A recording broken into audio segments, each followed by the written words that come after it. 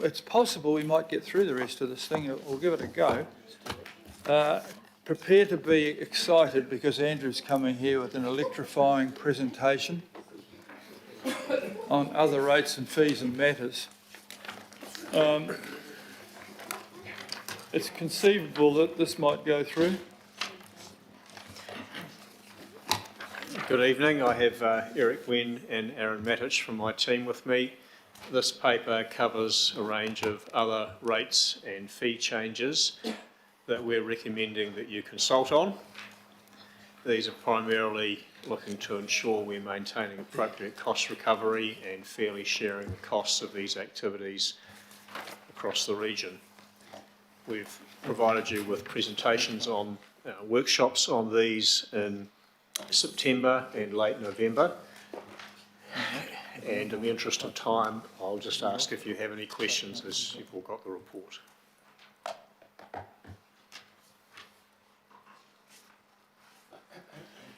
Looks like there's none. So we move straight to the recommendations. Thank you, Chair. Actually, the excitement continues, Andrew. No one's got a question. So we'll go to... Councillor Fletcher. For the purposes of consistency, I continue to raise the matter of the UAGC and wonder if this is the appropriate place to raise it. This report doesn't deal with the general rate of which the UAGC forms part. So I'm not sure that it would be. Just being consistent.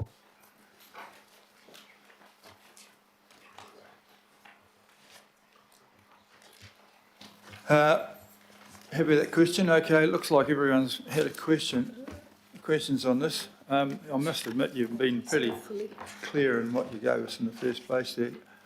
Fuli's got a question. My humble apologies. No, I was going to second it, Your Worship. Oh, thank you. Doubly humble apologies. So it was moved by me and seconded by Fuli, and these have been pretty well explained, and so I'm going to put the motion that we recommend, including in the draft funding statement to support consultation and agree with the long-term plan, these particular special rates are approved. So all those in favour of the recommendation for item 10, please say aye. Aye. Anyone to the contrary? Aye. No, that's carried. Thank you, Andrew. Great thing.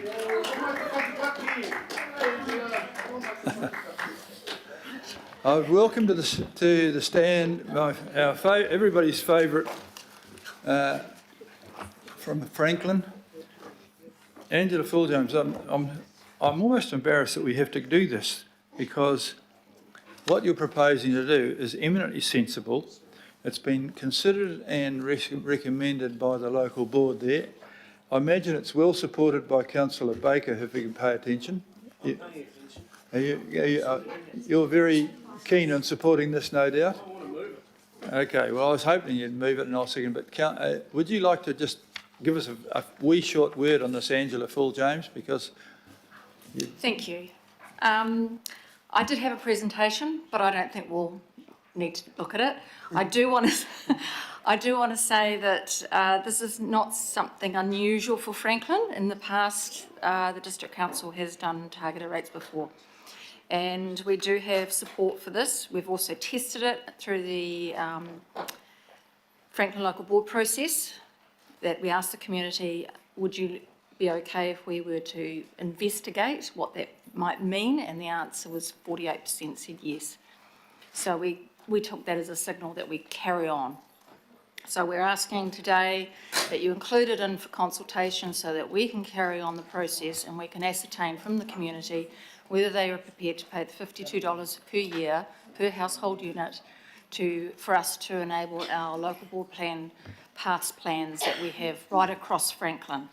And I know that we have the support of they may be listening still, perhaps they maybe not, given the time, but Glenn Richards, Chair of the Clevedon Trails Subcommittee, Barry Gibbon, the Chair of the Waiuku's Trails Implementation Committee, Andrew Sinclair from Whakapoho Land Care Group, Nikki Henshaw, Project Manager of the Hanua Traverse, Judy Donovan, the Pukekohe Tramping Walking Club, and Paul Arthur, Clark's Beach Waiapa.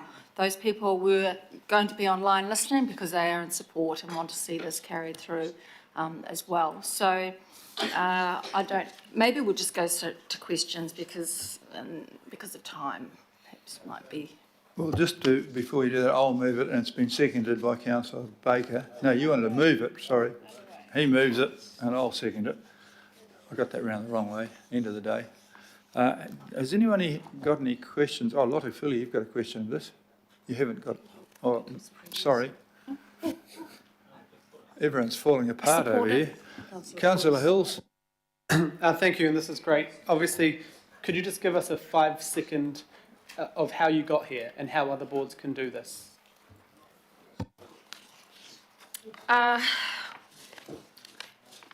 We find that we get a lot of requests for projects, and we look at our budget and go, well, we don't have the funds to do it. So, you know, we have to make choices, and sometimes you've got to put your neck out a bit and test things out with the community. And that's what we did through the local board plan process. And the first question was, would you agree to us seeking more information about striking a targeted rate and what that would cost? And it was that first step. And the answer, as I said, was 48% said, yes, we'd be happy for you to go out and get further information. The next result might be a no, we don't know. But it would be a real shame for it to stop at this point when we have got signals so far. I mean, I've read out those people that are behind it, and we've already started talking amongst community groups. I've had one person, after presenting to about 100 people, saying you should double it. Other people who, you know, just want to get started. So we're bound to get some no's, we understand that, but we've also been very conscious about what that rate would be, given other targeted rates, you know, regional ones, given the environment we're in financially. So we think 52 is about right at this $1 a week. 10 years. Thank you. I'm going to ask you to talk to other chairs of local boards showing how you did this, because it's actually a pretty good thing. I mean, Rodney might want to have one to seal a few roads. I've paid targeted rates in other territories, and I pay one where I am here for all that stuff they're doing in Queen Street. Fully. You do want one this time? Okay. I'm worried about this lady keeps pressing Lottie fully and it's not you. Councillor Fully has a question. Kia ora, thank you. Just a small question, because our local board areas in the Manukau ward have had targeted rates since the beginning of 2010, since the beginning of the Super City. So how did you arrive at that figure of $52 a week? And will it raise $52 a year per household, and will it raise the amount that you need to do the work? And do you foresee, if it is, you know, if it's passed eventually, would it be something that you keep going for a certain amount of time because of the OPEX as well, future OPEX? So the 52 was arrived at, first of all, looking at Franklin and 3 subdivisions we have, and ensuring that there are projects that we've been asked of for years and years to be able to do, and also we've got our path plans that indicate those projects. So we looked at, there were 3 members, one from each subdivision, worked with Chris Charles, staff member from Auckland Transport, to actually price up what those projects would roughly be, a rough order of costs right across Franklin. And then that determined what the amount would sort of be to cover those projects, and that's where we kind of struck the 52. It generates about 20 million, have I got that right? 20 million over 10 years. And so what we're aiming to do is make that 20 million go even further by hopefully attracting some external funding. We know that it will attract community partnerships, because already it's proven with the Waiuku trails that we did, that a lot of that was actually built by the community, and local businesses gifted their time or resources. So we think that 20 million will actually go further. Kia ora, thank you. Good Thank you, question Worship. and good answer. It just shows $1 a week is $20 million. Think about that in that particular one there. So I think get together. Wonderful. May I just say that there are many boards that have done targeted rates, and Rodney, has done. What we find is sometimes that it's a great way to signal to other organisations or groups that how serious a board is about doing something. So sometimes with other boards, the target rate may not have happened because a CCO might have picked up the project. Righto. Well, you got a question, Councillor Walker? Super quick, and it's probably a question that more to officers. Is there any time left in this long-term plan process for a local board or local boards to put up a targeted rate? No, it's too late in the process. However, we're more than willing to work with boards to bring proposals forward for the next annual plan. Okay, thanks very much. I think I'll bravely put this vote. All those in favour, please say aye. To the contrary? Aye. I think that was a late aye. Well done, Angela Paul-James. I'm sorry you had to sit through hours and hours of stuff to get there, but no doubt you've survived. Item 12 is the long-term plan performance measures. In other words, how we're going to measure all this. I'll move accordingly. I'll move. Seconded by Moo. Darby, seconded Dalton. Ross, are you going to convince us of the wisdom of this? Or no? Bro. Oh, sorry. It's Karina. I've got Carol with me here today, so I'll keep it really short and snappy. Thank you, Karina. No worries. This report formally documents the performance measures process and what's already been workshopped over September and October. The report's got an attachment which has got a proposed set of draft performance measures, which we plan to include as part of the supporting information of the consultation document. So really the report seeks to get endorsement on the draft set of performance measures as set out in the attachment, noting that we're currently progressing work such as baselines where appropriate and targets, and there's still significant work happening in the financial and climate performance measures. But yeah, that's it. Happy to take any questions. Okay, any questions? It's a fairly well presented paper, and this is the quite formulaic about what you're covering, and it's a lot. And thank you for your work, Karina and team. On that basis, I'm going to put this motion. All those in favour of accepting the recommendation that the budget endorse these? Aye. To the contrary? Aye. Carried. Lately a late aye. The housing and growth infrastructure. Who's anyone addressing us on this one here? The recommendation is we agree on the consultation process for the long-term plan will include provision for long-term growth infrastructure over a 30-year horizon for Drury and North West, and to include growth infrastructure in the draft budget for the Auckland housing program areas, which I think you are interested in, Josephine Bartley. And we all note that that this is downstream of the excellent decision to put the development contributions over 30 years, and this has got a 30-year horizon as well, so it fits nicely with that piece of work, which was somewhat controversial. Okay. A mover and a seconder. I've got a question from Shane Henderson. Who seconded?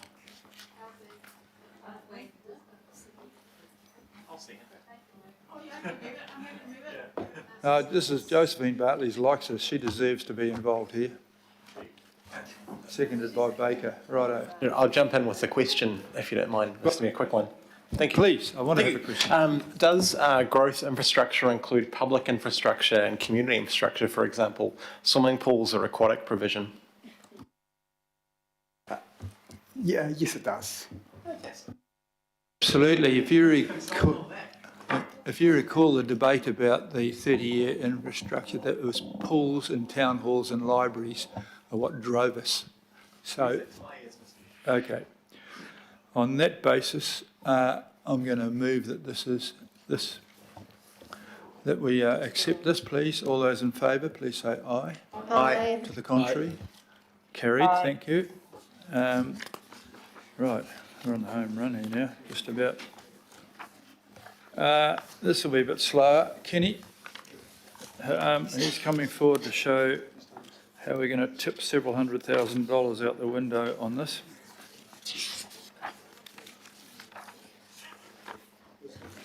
$684,500 actually. Kia ora koutou. Thank you, Mayor Brown. So we're here to get approval for two recommendations in the report. One is to approve the communication engagement plan to support the LTP in February-March, and also to get approval to delegate the responsibility to hear feedback at the Have Your Say events for consultation to the Mayor and Councillors, to local board chairs and local board members, and also to staff approved by the Group Chief Financial Officer. Happy to provide a little bit of context, so before we take questions, if that's okay. So in essence, this is a huge opportunity to engage Aucklanders on some key decisions that will be made by yourselves. And so, as you can imagine, we're pulling out all the stops to ensure that Aucklanders have opportunities, both digital and non-digital, to become aware of the opportunity, to be informed as to what the issues are, and to participate by providing feedback. We're looking to increase our reach as possible into diverse communities and stakeholder groups across the motu or across the region. And we're obviously seeing this as an opportunity also to build trust with Aucklanders, both in the process but also in the organisation as a whole. So as you can imagine, we have a range of different types of engagement or public participation processes that we're looking to put in place, with different styles of engagement being incorporated to ensure that people can provide their feedback and participate in different ways. We have some local boards who are already committed to doing hearing style or hearing events in their local boards to help support the process. And we have other local boards who are doing more informal Have Your Say events as well. So there's a whole range.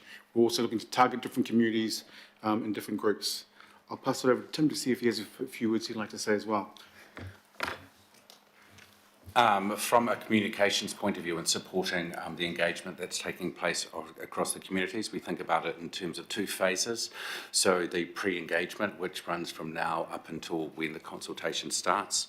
So for us, that is about the use of kind of our own channels and how we can leverage them to reach Aucklanders, and earned media that will be created through the talkability and the relevance of the things that you have discussed today. To help elected members with that, we'll be providing a portal where you can go to, and there'll be sort of image libraries to help with your communications, animated videos and infographics, a handbook around key messages, and detailed FAQs and local board specific kind of information. And we'll also in this period use the ratepayers update, which goes out to Aucklanders in February, use our reach across the local board comms channels. We'll produce social media, and we'll look at how we use our kind of internal channels. In phase two, we continue doing that and pitching stories to kind of media and also promoting them across our Auckland. It's also when we use our paid advertising kind of at this point. So much of the previous work is about raising awareness of the topics. This is specifically about helping people find a destination where they can give their feedback and review that kind of supporting kind of information. So we're still at high level with kind of channels. So another emphasis of that is the reaching the underrepresented kind of feedback from youth, Māori, Pacifica, and kind of Asians. So we look at how we target to reach them. And in the previous consultation, the annual budget, there was a big uptick in the amount of feedback, but we were still underrepresented of those groups. So the focus of that budget is reaching those groups to try and make what we receive in terms of feedback more representative of Auckland as a whole. If I could just add one other point, we are also looking to progress some deliberative democracy approaches in this consultation process as well. This will help us engage Aucklanders in a way where they become more informed about what the issues are and are able to provide, I would suggest,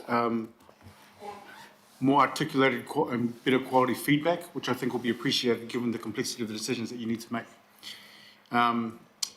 So that's quite exciting. The other bit also that would be good to bring to your attention is, in addition to our focus to reach as many Aucklanders as possible and as many diverse communities, we've also leaned towards being as financially prudent as possible. So we have reduced our costs by 100,000 compared to the LTP spend in 2021, which is also 300,000 less than it was in 2018. So there's a downward decline in terms of spend, but as you will have also noticed, we're looking to increase the amount of feedback we're getting. So an upward trend in that space. Well done. That's very good news. Councillor Sayers has a question. Thank you, Worship. It was, it was quite a specific question to do with Rodney. I just apologise for a very good presentation, support the plan and everything. I was just trying to find, I was looking in the attachments. I normally ask this question for Rodney in terms of the Have Your Say events. If we cover, because it's such a big area, Ken, so if we, do you know off the top of your head if we cover those townships of Warkworth and Kemu and others like maybe Helensville, and can you give me some comfort around if we've got any Have Your Say events being around there? Thank you for the question. If it's okay, I will consult with the local board services team to ensure that we've got good coverage in terms of the events that we're planning in Rodney, and I'll come back to you with a response. Thank you.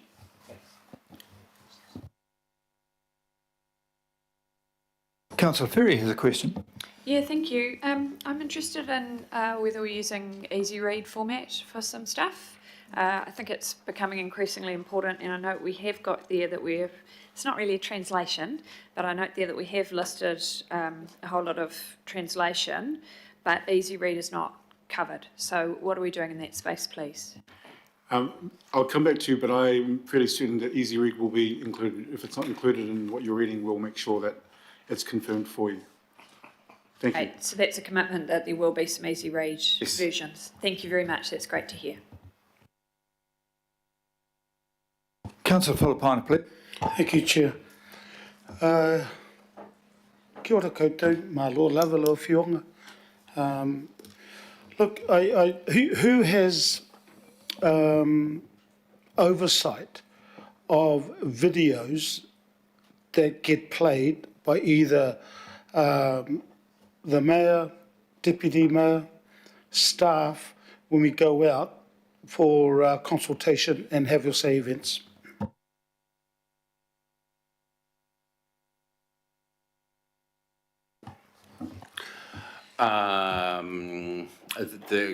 The steering group kind of across the LTP, and we also would deal with that with, I think, in terms of the Mayor's office. I'm not exactly sure, Councillor, in terms of what that chain of kind of approvals are, but we can certainly come back to you with that.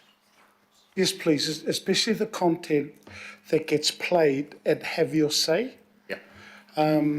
The other question I have, and I reserve my right for to comment, Chair. There are some conditions from the Auditor General around the content that has to go in to the videos. So if that can be, look, for me, if you could send me that. I don't really care if other elected members do, but I'll mention something in my debate around why I need to get that decision from the Auditor General.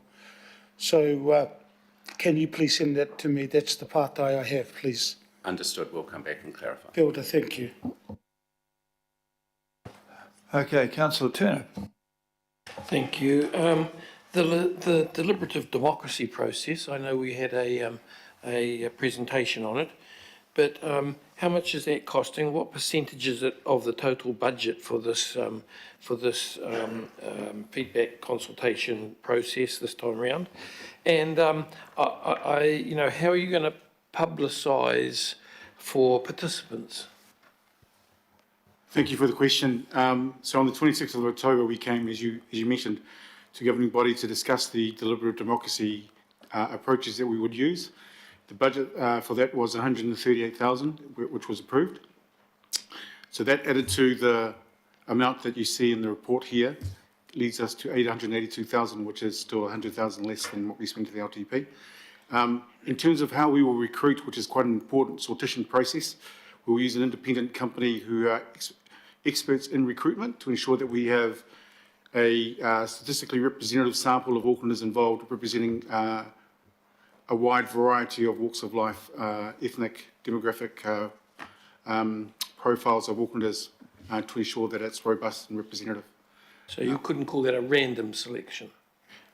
I would defer to the experts that we'll include in regard that we will recruit, that will do the recruitment for us, but I would suspect that a random selection would be part of the process, but it would be a random selection of people who fit a certain profile that represent the statistical profile of Aucklanders. Thank you. Just like Councillor Filipino wants people to have visibility of the process around videos, I'd like to have good visibility of the process around deliberative democracy. Absolutely, councillors. I think the entire process that we're looking to engage for the deliberative democracy methodologies needs to be best practice in order for people to trust the outcome. So we are more than happy to be as transparent as possible in regards to how we go about that in the most best practice scientific way. Thank you. Thank you for that. It's supposed to be random but representative, isn't it? That right? Yeah. You can't just sort of randomly end up with a screwball mix. Right, that's very good. I've got a few more. Councillor Fully. Kia ora, thank you, Chair, and my law lover to the team as well. First of all, I just wanted to thank you and your team for the work that you've done recently, and I know that you're very alert to the fact that there are sectors in our community that don't engage with us well, or that we don't engage with well, rather. And I'm really thankful that over time we've seen an improvement in that space, and certainly in the last annual budget we saw that. And I thank you also that you're still aware that there's more work to do in that space as well, and that those groups do continue to be underrepresented in our consultation. So I look forward to the things that you're putting in place to address that. Thank you also for the prudence that you've mentioned in terms of the costs that you've cut. Can you just clarify, you said the current proposal, is it $300,000 less than what we spent in 2018? So our figures for 2018 are suggesting that the spend was in the region of 1.1 mil. It came down to around 900k for 2021, and now we're down to 800k. To less than that, okay. So there's continued decrease. Right, but with that decrease, you're sure that you can do better in terms of reaching our more vulnerable or more disengaged communities? That is our ambition and aspiration, yes. Okay, kia ora. Well, I commend you on that, and support in any way that I can, and if you can ensure that we, councillors can easily access, information of where all the Have Your Say events are, and I'm sure that all of us around the table will support as well. Kia ora. Thank you. Thank you. Thank you. Just before the next one, I'll just recall that after our meeting with Julie Ferry's committee chairs, they were insistent that the consultation document clearly identify the groups. So it has to say we are going to disabled, we're going to the LGBT, we are going to elderly groups. Julie, what are the other ones? So, youth, seniors, all of those. Yep. So Julie's got the list of them. It's absolutely essential that the documents note we are specifically going to talk to those groups, if that's all right. And we promised we'd pass that on, so if I've forgotten them all, you've got... So I've got a couple there. We've got Karen Leone, Chris Darby, Josephine Bartley and Christine Fletcher. Kia ora koutou. Just want to mihi to you all for the work that you've done as well. And also just tautoko what's been brought up around having the easy read documents. I think that will help there. And given that we've got Luann, I just wanted to korero with you around engagement with Māori. Is there anything specific, or is there a specific budget that's set aside for that piece of mahi? And also just to reiterate that I'll support wherever possible. Kia ora, Councillor Leone. So on that note, we do have a specific engagement work stream with Māori, including with iwi. The Mayor has already obviously had two hui already with iwi chairs. That will continue in terms of the pre-engagement, but also during the engagement period. There is a specific budget set aside for that Māori engagement as well. And I just know that we've had some feedback from Māori as well around whether they could help or assist with getting some of the comms out, or do we have someone particularly that would focus on that? So following the Māori representation engagement, we have had a few organisations reach out in terms of wanting to support as a Māori community partner in terms of the comms. We do need to work through exactly what that looks like. Obviously, any messaging needs to be on par with what Council is conveying, not necessarily being a position for them to promote. But yeah, there's definitely growing interest, and there are a few partners that we can talk to about the LTP engagement. Thank you. Councillor Darby, please. Thanks. Thanks, Kenneth and the team. And at option A, we're on track with the participatory and deliberative work. That's all good. But we actually put the Citizens' Assembly aside at an earlier decision for the next annual plan. Where did we get to? I'm just trying to remember, where did we get to with considering an independent survey? We've used that as a check before, and it's been quite telling, uncomfortably telling.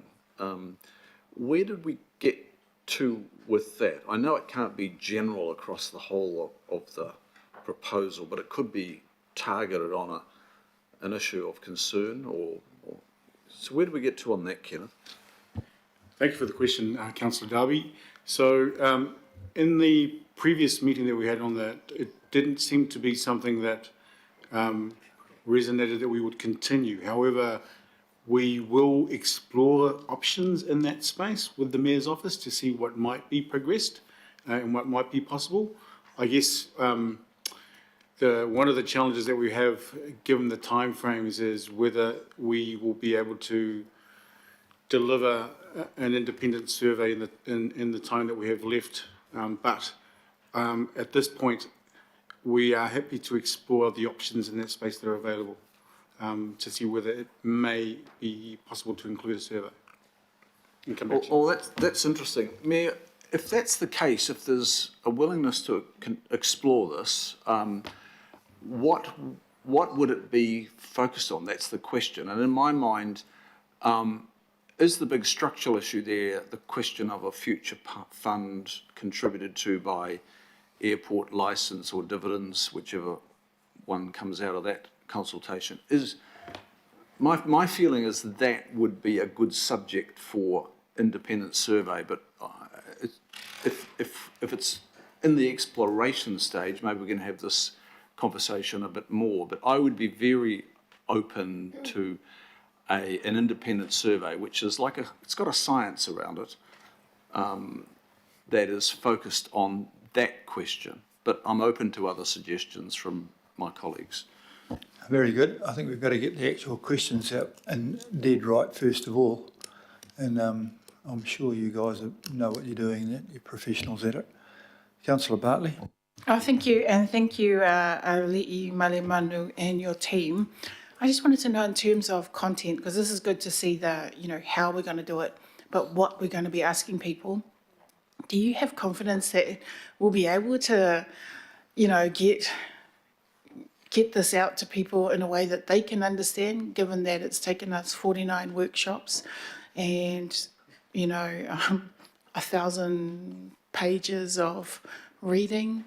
Like, is it possible? And then also noting that you're doing it with a reduced budget, even though this is the first time we're going to go out with an LTP like this with scenarios?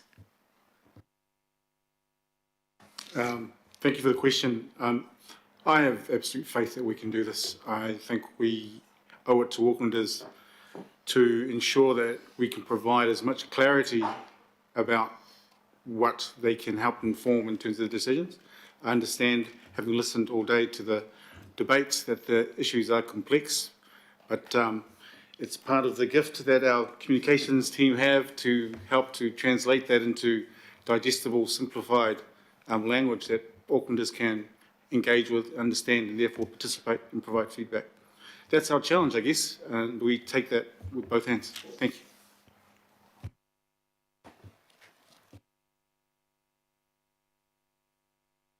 Okay, Councillor Fletcher.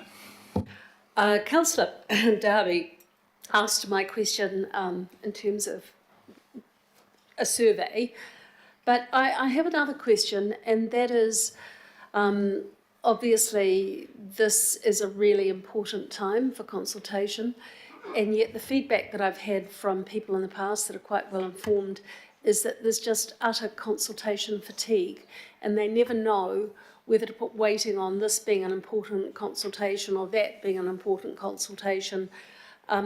Have you given consideration to ensuring that council does not go out to consult on any other matters, if possible, at this time? Because there will likely be changes within central government. There'll be a lot of things happening. Is that something that you have canvassed as a group? Thank you for the question. We have generally, for the organisation, put constraints around consultation on topics during the consultation period as much as possible. Obviously, sorry? And prior to the consultation? I guess what I'm trying to request is that some considerable weighting is given to the importance of this consultation over and above all else. Absolutely. That is something that we'll have the conversation with across the council group, with functions that are responsible for engagement as well, to ensure that they are aware of the importance of this particular consultation to Aucklanders and for the purposes of the decisions that need to be made in May. Thank you. Thank you. All right, that was a very good discussion. Thanks very much. Do you want to retreat from the table? I'll move this if nobody else wants to. Myself and Fletcher. And I think Councillor Filipaina reserved the right to have a Thank you, Chair. bit more of a chat. Thank you, Chair. Look, what I found that I didn't like with the annual plan, and that was around some of the videos, but the videos were, from my perspective, but they had to be done, apparently because of the Auditor General, were, from my perspective, skewed where somehow skewed to where, it's going to be hard to try and describe, but skewed to where they were, they wanted everybody to head to and say, oh, okay, this is why you would, this option is so much better than this option. And that's why I just want to sort of, at least when I talk with the communications staff, at least having a look at the content that goes out there. I think because that's the worst thing with any consultation, Mr. Mayor, is having people who look at a video think, oh, okay, and they seem to be steered. I know that's not the case, but in some of the have your say events, that is the comment I ended up getting when they ended up having to look at whether it be a video from yourself or the deputy mayor. It said, oh, okay, that's what you want us to end up doing. So I just want to make sure, firstly, with what I'm going to be sent from the Auditor General as to the content and context of the videos that go out, because they are crucial, very crucial. So that's why I just wanted to acknowledge the staff and you know, just look forward to the documents going out. Okay, well, just to put your mind at rest, you know, I got called upon to stand around and make those a couple of times, and I was given the stuff to read out, mate. And so, sorry, Your Worship, I just wanted to, and the reason I'm interrupting now is to say it was never intended in regards to that, because I know that it's the content that you get asked to do it. I just read out what's given to me. There was no slight on you or the Deputy Mayor. I just want to make sure that's clear to you. I mean, Mr. if you want to Chair. stand and then read the stuff out instead of me, help yourself, mate. It's not my cup of tea. I knew you were given something to say. But you stand there and you just read out stuff that goes on the screen in front of you and smile, and that's apparently how it goes. So I wasn't able to have any particular persuasion at that, and it's not my strong suit. I'm a builder rather than an auctioneer. Okay, well, we've got, I'm now going to put the Budget Committee, and I'd like to thank Ken for Ace and Tim sitting through the day and thinking about it and being aware of the need for value here, because you can get, it's an area of expenditure which is widely criticised on the outside, but on the other hand, it's mandated and we have to do it. So thank you for being careful. So all those in favour of that, please say aye. Aye. To the contrary? I think that was a late aye, I think.